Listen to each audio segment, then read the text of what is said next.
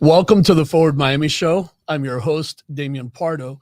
Forward Miami is a local nonprofit that basically specializes in diversity and inclusion. We produce a festival in Little Havana called the Gay Ocho Festival, and we also have different programs that all revolve around diversity, inclusion in our community. Today, as my guest, I am thrilled to have Joseph Sica with Adoption by Sheperd Care. And we decided we'd talk a little bit about adoption services in our community. I mean, I see the need all the time, and I thought you could tell us a little bit about your agency and yourself, your background. Absolutely. Thank you for giving me this opportunity to come and sit and talk with you and talk about adoption. So it's a subject that I'm very passionate about, but yes, it is a very important topic. Not just here in South Florida, but throughout the state and throughout our country and even throughout the world. So there's a lot of things that we are seeing happening over the last several years, not just because of the pandemic, but also because of legislation that is important, certainly on a national scale, but very applicable to folks here in South Florida. Yeah. And Joe, I was wondering, how'd you end up here? Like, what's your background in Miami?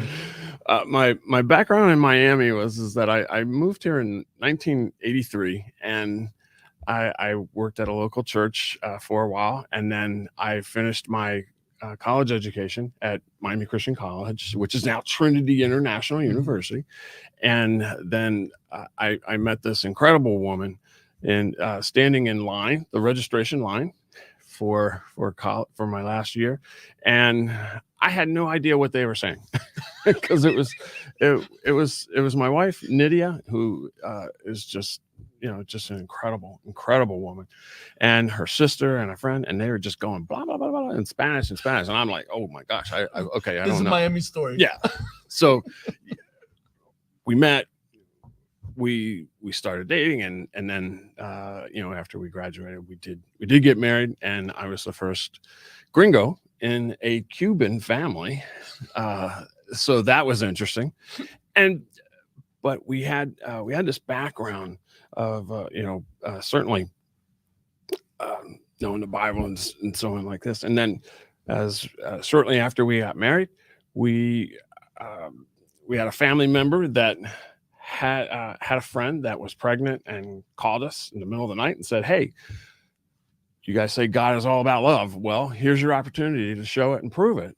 And so we met this girl, and we called 3 different agencies. And the very next morning, we took her to Sheperd Care and met the founders. And they said, "Hey, you know what? We need a couple for the maternity home that we have." So we moved in there for the next 3 years.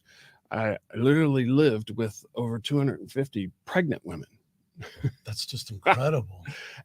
The thing about that, though, is that gave both of us, and certainly probably more for myself, really, really close insight to what pregnant women go through, and not just pregnant women, but women that have been either abused, ostracized or estranged from their families. And certainly where, in a lot of cases, the birth father, or boyfriend or whatever, wasn't stepping up, and it was not a good relationship. And sometimes it was very volatile. So it gave me a lot of close insight as to what they go through. Just listening you say this makes me think, why would you ever do that? I mean, I hope you don't get offended by that. No, what you can't offend me. Yeah, what I mean by that is, was it your faith? Was it a mission? Like, I mean, it just sounds like serving over 200, 300 pregnant women over a 2-3 year period is a lot. Yes, it is. And certainly there is definitely an aspect of that what, God has a path for us all. He has a plan for us all. And that was a huge part of it. That's where if you accept it. Yes. Right. Yeah. And so then you could have chosen, when they called you in the middle of the night, you could have said, you know what, I'm busy. Yeah. So there's definitely an aspect of, okay, all right, here's this. It's outside of the norm. Let's see. You want to help. So, all right, well, And then you get into it and you're like, oh my gosh, this is it. And, that was 34 years. I was over 34 years ago. So Incredible. my wife and I have been involved in adoption, involved in adoption by Sheperd Care that entire time. And you both see it the same way? Yes. Wow. This is what God created us to do. This is, even through the hard times, and we've had hard times, that was his plan. And that's how he wants to use us. So when you're being used, and you're many tough situations on both sides, for expectant parents, prospective adoptive parents, and then, yes, even for the adoptee themselves. So you get the opportunity to be used and be a part of helping them, or providing them hope, and then seeing healing on all sides. And that is, you just sit back and you go, wow, I just saw that. It wasn't that, okay, I did that. Right. Something bigger than you. Saw that. Yes, absolutely. So there's definitely, God gives you peace about it. Something that strikes me is that there's so much need. And even with all you do, it's probably a drop in the bucket in terms of the needs that are out there. And how do you address that in terms of the local community in Miami-Dade? Like, I know so many people that I believe would be great parents, including me, actually, but the system, when we've tried to access and provide help in those ways, is just really hard and lengthy and bureaucratic. And yes, it has become definitely a bit more difficult for many folks to adopt, and it can be anything from the finances to what they're open to and not open to in the background of a child. So there can be many things. A bigger thing that is the legislation and the laws that have been enacted over the last 20 years have made the process much more complicating for everyone. Okay. And that's one of the biggest things. Social media has thrown a huge, probably the best curveball ever to be thrown. How's that? Well, now everybody has access. Okay. The one thing that adoptive parents would hold on to, birth mothers would hold on to, is that what I'm doing is confidential. Nobody can find out about it. Well, because of things like 23andMe, Ancestry.com, all of a sudden, over the last half dozen years or so, we started to get calls. Hey, I found my birth mother. Hey, I found my daughter. Oh, yeah. And you're like, oh my gosh. So that has thrown a huge curveball into the situation. Is that good or bad? Both. It's actually both. There have been good instances where they have met on their own. Very few, though, where they've met on their own and it was okay. The big thing is that you really need to have an adoption professional help you walk through that process of, okay, well, what's on the other side? What are you looking to get out of this if you locate your birth mom? And I was just this past weekend, one of the children that was adopted through Sheperd Care had located his family, and they were both reaching out. And he met his grandfather like 2 years ago. His grandfather was the one I was raising. He was placed when he was about 4, and that was local. And they did it through private agency through us, and he had a wonderful relationship with him. Part of the reason why was that before that happened, he sat and talked with us. He sat and talked with some, with his parents, and some other folks as well. So he was able to get to have resources and someone to talk to about, okay, we're going to meet. How do we go about this? And so that's important.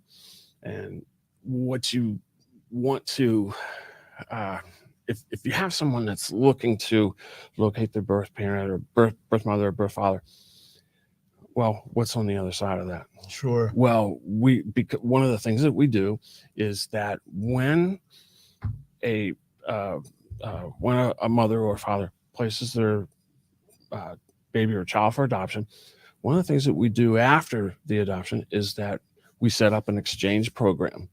So there's contact between us, between them and the agency and us and that sounds the adoptive good. parents. Yeah.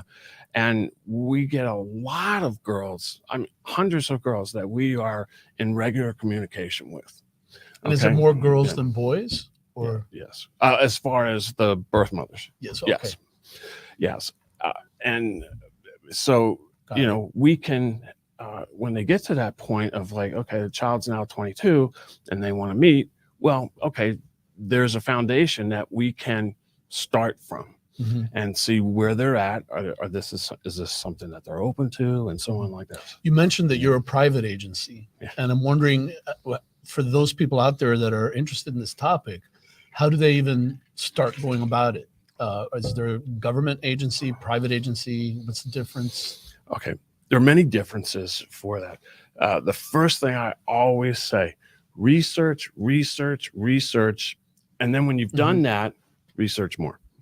Okay, you need to, as far as you, the couple, find out what type of adoption you want to do. What are you open to? If you are looking for an older child, you know, you want to, maybe you have children already or whatever, but maybe you're more open to an older child or sibling groups. Okay, then you're going to want to go with the state. Okay, now, you have to understand this: the goal and the philosophy of adoptions from the state is reunification. Okay, and now, that's interesting. I yeah. wouldn't have. You mean to reunify with the original? Yes, that is their goal. That's fascinating because I've never seen that anywhere. Stated anywhere. Yeah. Oh no, you won't. Yeah. You won't. But it is. It's Okay.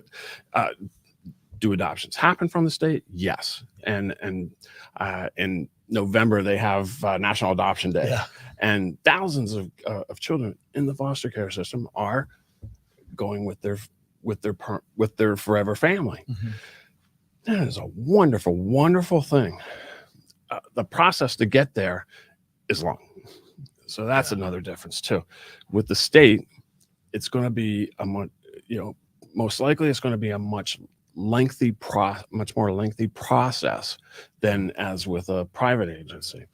Why? Because reunification, and you may have a child in your home, and you're going to have to go to hearing after hearing after hearing after hearing, because they're trying to place this child back with the original with the original parents. And okay, she does everything like this, and up to a certain point, and then she misses one meeting or some whatever, and that gets postponed, or so they go to the hearing, and then she almost met it, but let's do it again. And in a private agency, yes, you can adopt an older child, but the private agency is mainly newborns. Okay, so girl contacts us during her pregnancy, at any point during her pregnancy. We begin our process with her. And let me just slip this in really quick here. One of the big things that is different from us, from Adoption by Sheperd Care, and just about anybody else, is that all of our meetings, we schedule all of our meetings with her, and they are all face-to-face. That's a big aspect as well. And it's not in court. Right. Okay.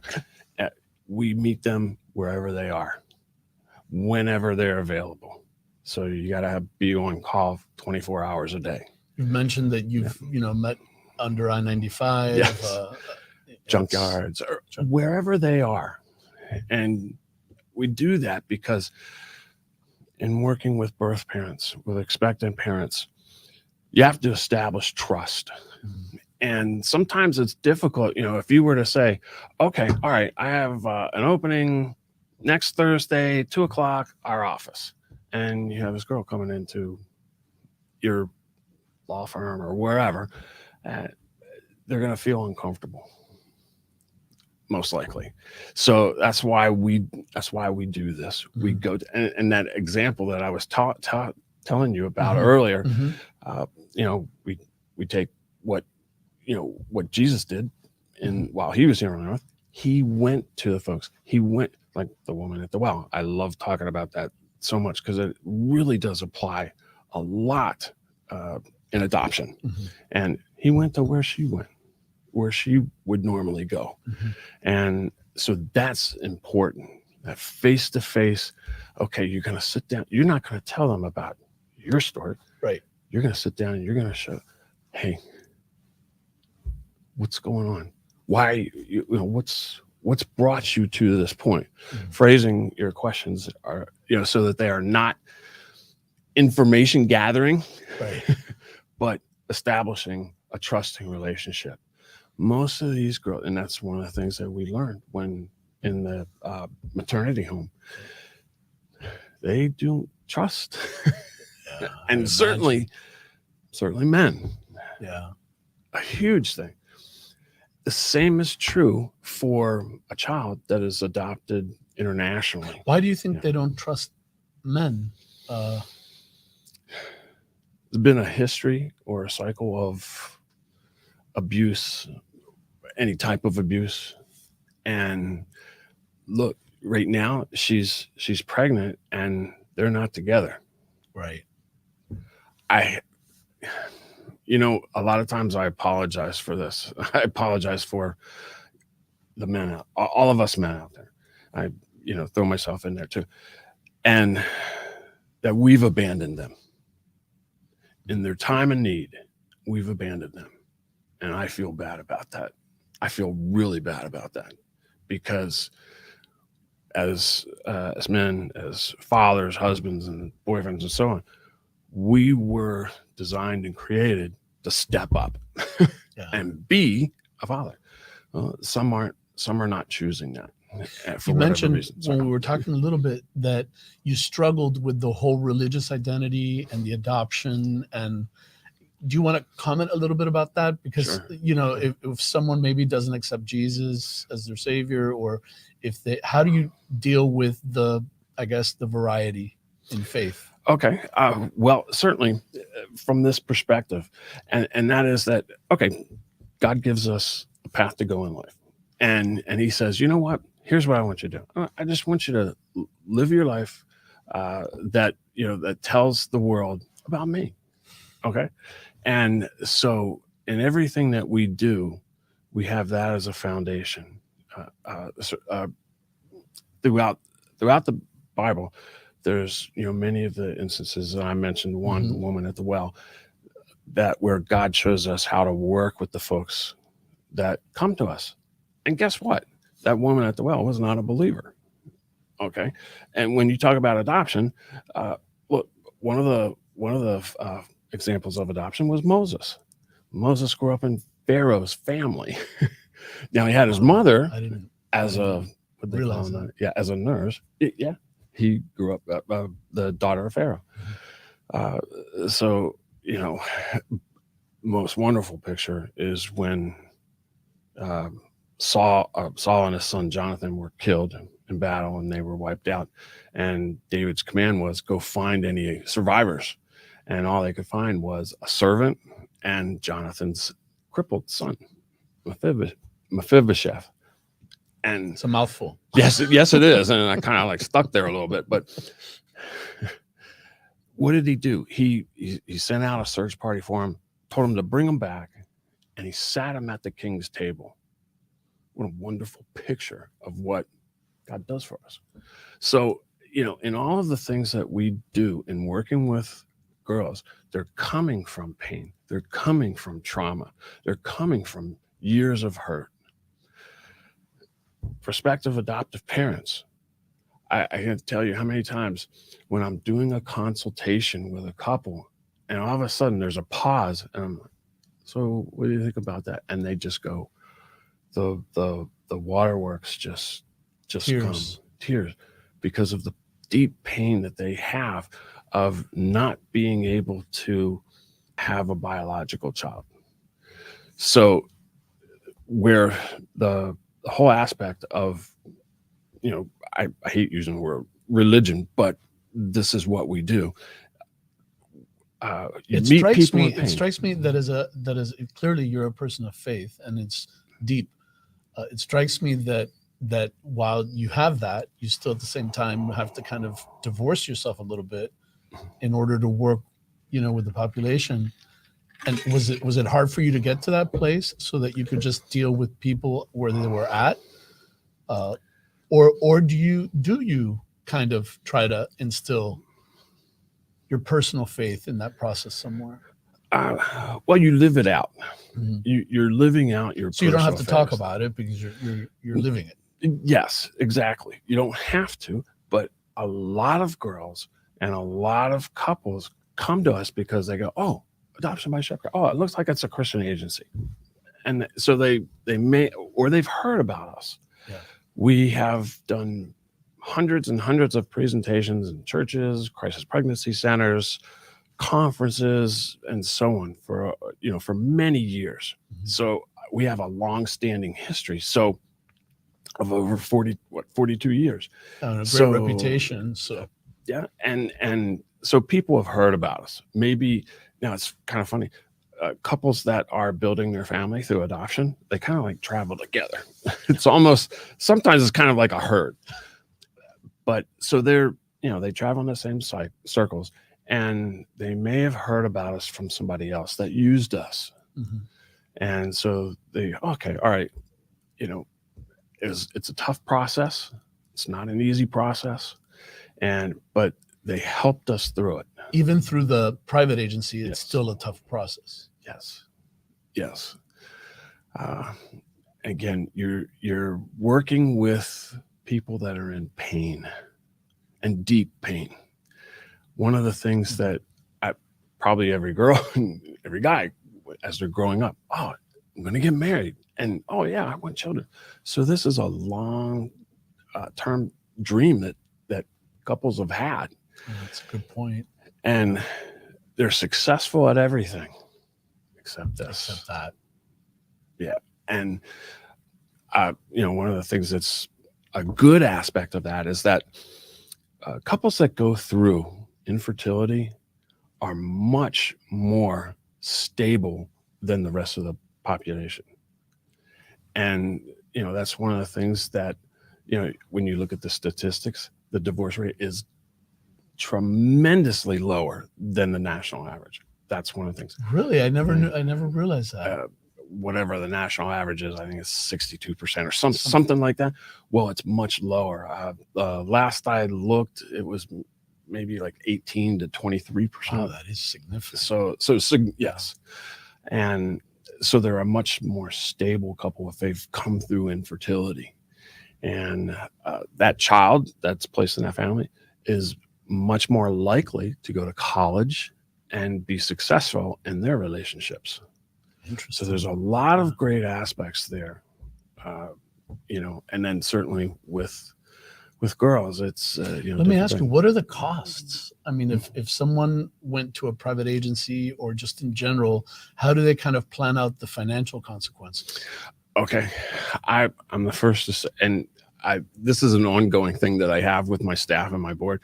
I want to keep the cost as low as I possibly can, and they'll fight with me. Man, we need to raise this up because look, we're not making anything. Our agency, Adoption by Sheperd Care, our goal is not to make money. Now, I'm not going to say anything about anybody else that their fees are much higher. Fees are higher today. I never imagined that our fees would be where they're at, and we're still one of the lowest agencies, long-standing agencies, as far as the cost. But I'm the What's first that to say, number more or less? okay. What we are seeing as far as an average, about 38,000 to 49,000. Wow. And the cost where it has gone up is when you talk about birth mother expenses, a significant portion of that goes to, that makes sense. Well, we get girls on Medicaid. Mm-hmm. We'll help them apply for it. So Medicaid, covers a lot. Covers a lot of it, but her living expenses, law allows us to help her with reasonable living expenses. If you looked at the tried to rent an apartment, it's up there. It's very expensive. Those, yeah, Especially in Miami. yes, that's a huge thing. We're seeing, you're paying $500 or $600 a week for a dump. Yeah. So things like that. The insurances, what we are required to carry today, to be a licensed agency, wasn't required 10, 15 years ago. And Florida is an incredibly difficult state when it comes to insurance. You talked about this a little bit earlier, but I'm intrigued by it because I think this is an area that there could be a lot more advocacy and focus in our community, which is basically the legislative side, the governmental side, but on the advocacy and the legislation. You've said it's become way harder, in the last 20 years, that the laws haven't been in favor, and helpful in the process of adopting. And it also strikes me that, in the backdrop of a strong pro-life movement, that there really isn't more attention placed on providing these services and providing, making it easier and more seamless for people that have the resources and that can really provide a good home. Yes. Yeah.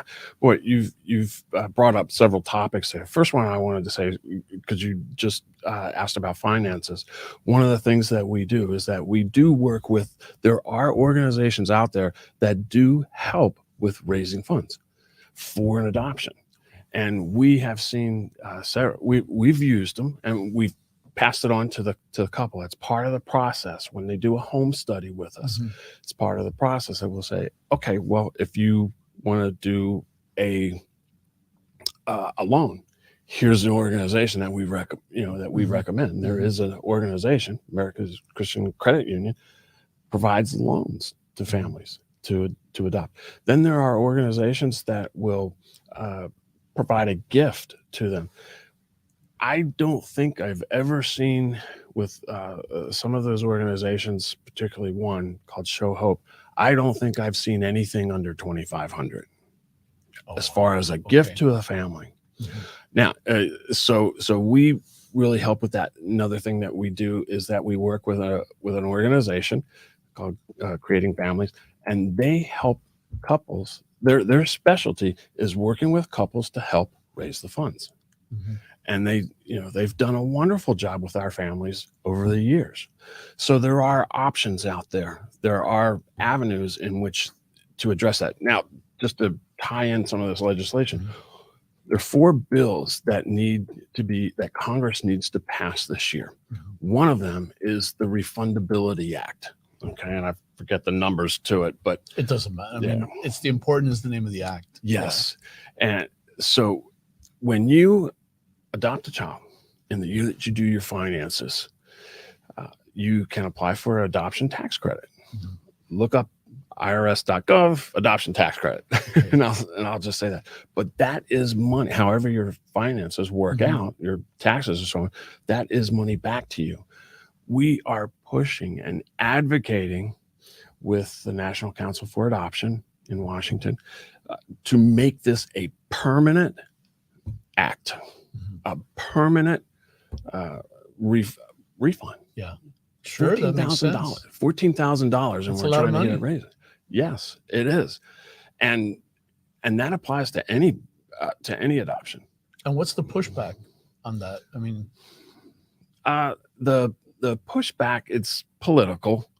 And is it by party? I mean, is it? Well, this is one of the things, believe it or not, that is supported by both parties. That's what I would think. Yeah. And because you have folks on both sides of the aisles that have adopted and have incredible stories.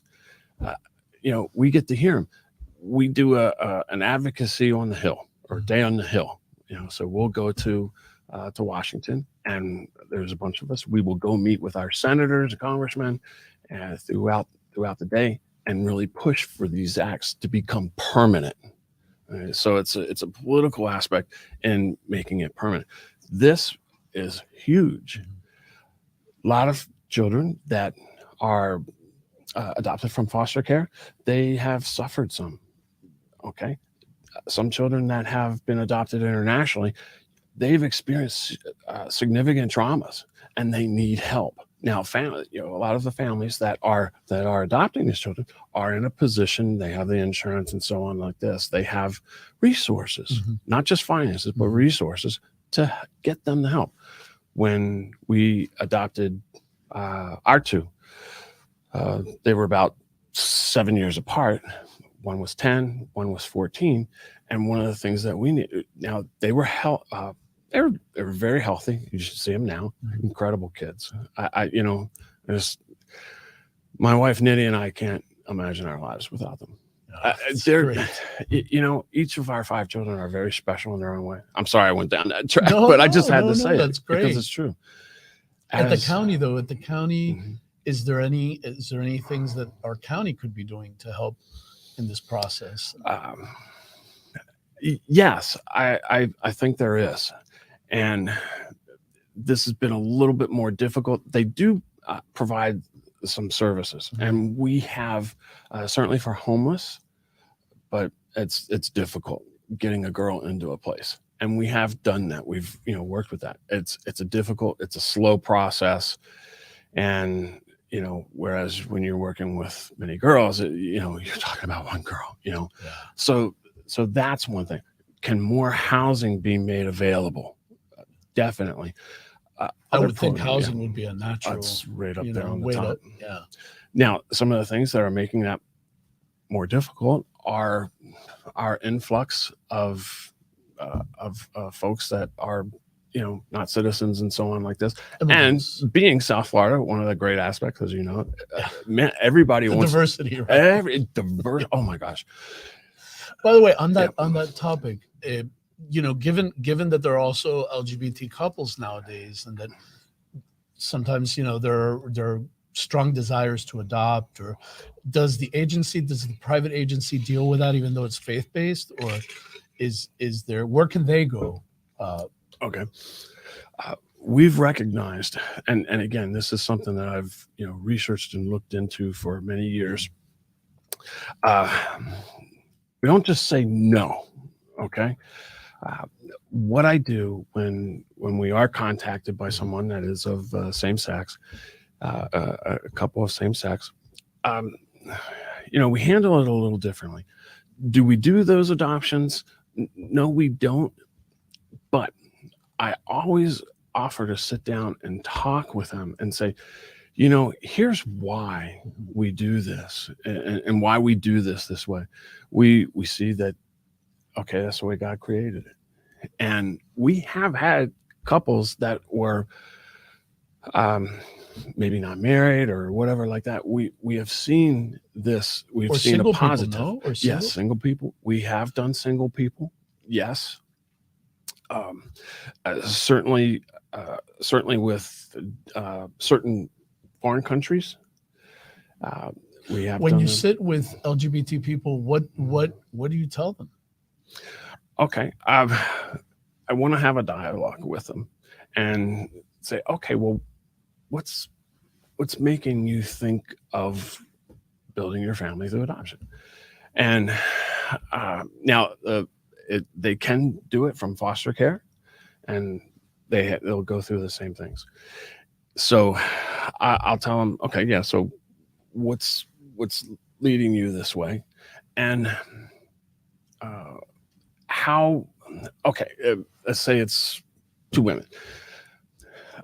One of the things that I learned when we were living with the pregnant women is that almost to a single one of them, and even today, we see girls that are saying, I want a mom and a dad.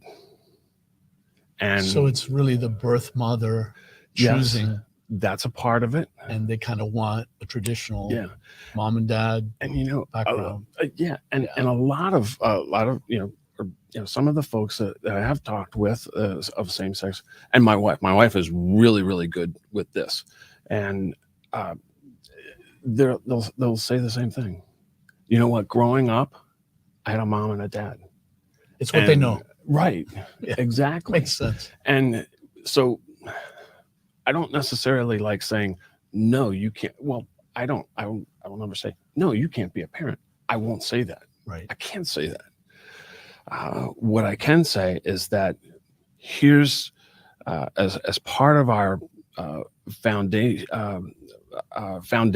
as part of our vision, as part of our bylaws, and so on like that, we recognize that God created the family, and the family unit is the most significant unit in all of history, of which, uh, you know, uh, countries are built upon. It's that stability of that family. And so every example that I've seen in scripture has a mom and a dad, or a relative. And I got to the point of saying, well, if anybody can show me where in scripture that God did that. I mean, he placed Moses with Pharaoh, a pretty corrupt guy. Yeah. You know,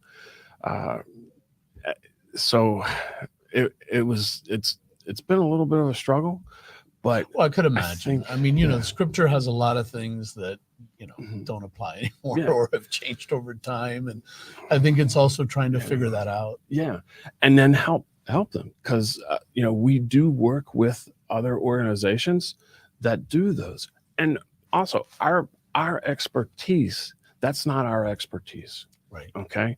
And whereas a lot of the research, there's not a whole lot of research yet, because it is a relatively new, well, I don't want to say new, but it is relatively unknown as far as the Data. long term. Yeah, as far as data and so on like that. But some of what we have heard from friends that are of same sex, I had a mom and a dad, and so why should I deprive that of that child? And part of what made sense to me was certainly hearing stories from a lot of the girls that we've worked with over the years. And then one little interesting thing, after our first 3 children were born, my wife stayed home with them. We homeschooled them, and for several years. And so she stayed home like about a year and a half or so, and they missed dad. And then I stayed home with them for about a year and a half, and I go, my goodness, they need their mother. And I recognize that as a man, as a father, I will never, no matter what, no matter how hard I try, I will never be able to provide what they need from their mom. So when I started hearing same-sex couples say that, it made a lot more sense. And so, but you end up also, though, doing adoptions for single folks, and there's definitely an element missing there as well. You know what I mean? Yeah. So, yeah, and that's a lot. Many of those were where the foreign country, they were doing an international adoption. The foreign country allowed for that, and then a lot of those have been kinship adoptions. It's really complicated. I mean, I can't believe the layers. We're coming up to the end. I told you, like half an hour goes by like that, and we'll do more. Wow. On this, we'll do more on this topic. But it's complicated. There's so many layers and perspectives, to consider when you're working through it. I do have 2 bits for you. Okay. One is, if you had a magic wand, what would you do in this area? Something you could change. Well, I would. One thing I would change is that I would, or do, is I would buy a property with several apartments, because and have a program for these girls that helps develop life skills for them, and they know that, okay, for 6 months or a year, they don't have to worry about where they're living, where their children are going to get food and so on like that. They're not going to have to worry about that. None of that. They can just work on growing Okay. And working on those skills, working on job skills, working whatever That's things. great. So I'll put it under the umbrella of life Yeah. skills. But yeah, I think, boy, if we could have 8 or 16, if I had that one, Yeah. if I won that thing last week, right? Yeah, the big money ball. Money Yes, millions. that is exactly what I would do, and I would also do it internationally. Yeah. We have worked in Colombia, and I wanted to do that there. And one of the things that I would do with these in these settings is that I would use this program. We do use this one particular program. It's called TBRI, Trust-Based Relationship Intervention, and we've used it for many years. And where it helps in a lot of ways, but it certainly helps everybody that is in the adoption process to learn to trust again. Wow. And be settled in their families. That's great. So I would do life skills, TBRI. That's fantastic. Here locally, boy, I would love that. I would love that. And Joe, if people want to reach you, they can just Google adoption by Sheperd Care. Absolutely. Okay, Absolutely. And that's the easiest way to get a hold of you. Yeah. We covered the entire state. Office in Hollywood and office in Altamont Springs, and yes, we would love to be a part of families reaching their goal and expectant parents healing. Thank you very much. Thank you for joining us. God bless. God bless you too, man. And to all the viewers out there, thank you for joining us this week. And we look forward to seeing you again next week.